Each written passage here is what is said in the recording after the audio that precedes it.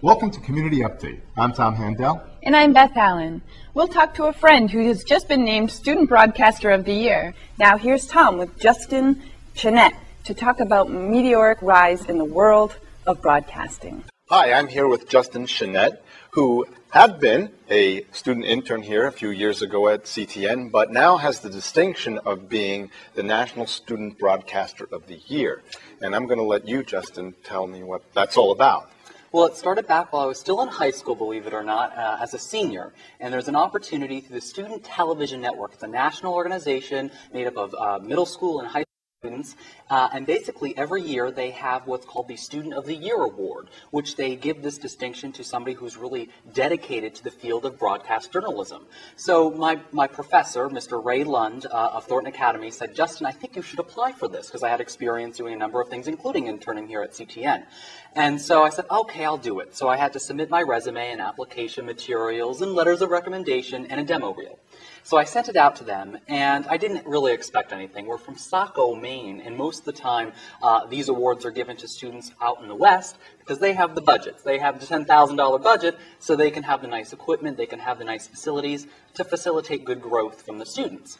And then I got a call in April of 2009 saying that I was, in fact, the National Student Broadcast Journalist of the Year. I couldn't believe it. I was jumping up and down with joy. I was like, really? Can you hear me now? Good. You know, it was one of those things where I really couldn't believe it, but I was so ecstatic because this wasn't just a victory for me and for my school and for Maine, because it was the first time Maine ever won something like this as well, but it was for students who may have not come from a really good opportunity or a good school. Not every school has a television program or a video production program. So it's really that sense of that you can start an opportunity for yourself, even if the opportunity does not exist in your community. You can pioneer your own life.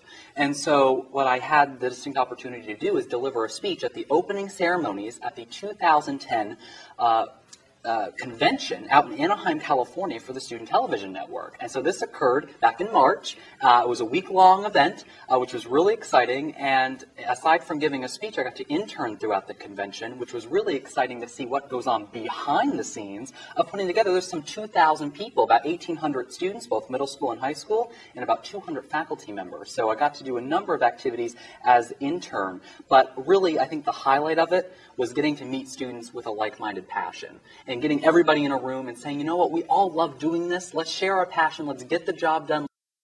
Learn from professionals actually in the field and just really have a good time. And I got to give advice to hundreds of students that came to see me after the speech. I gave about a 10-minute speech, which was so much fun to do.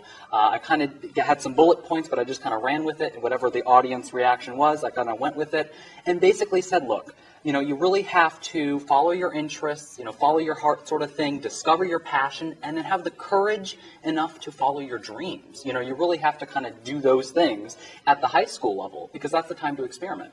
Now, your show, the main thing is that you've done it for a couple of years now, a show. Can you describe that a little bit? What did the show, hold your show? I've done a number of programming in Maine, particularly in southern Maine. Back in high school, about for 3 years, I did The Issue, which was a weekly political forum show, interviewed a number of people like the Governor Baldacci, Congressman Tom Allen, you know, a number of high-profile politicians. When ended, actually before that show ended, I actually was doing a number of other programs like Youth in Politics on the CW Channel 12, which airs statewide, and that's, again, another political show. Can you tell I love politics? And so it's one of those things where that's been continuing.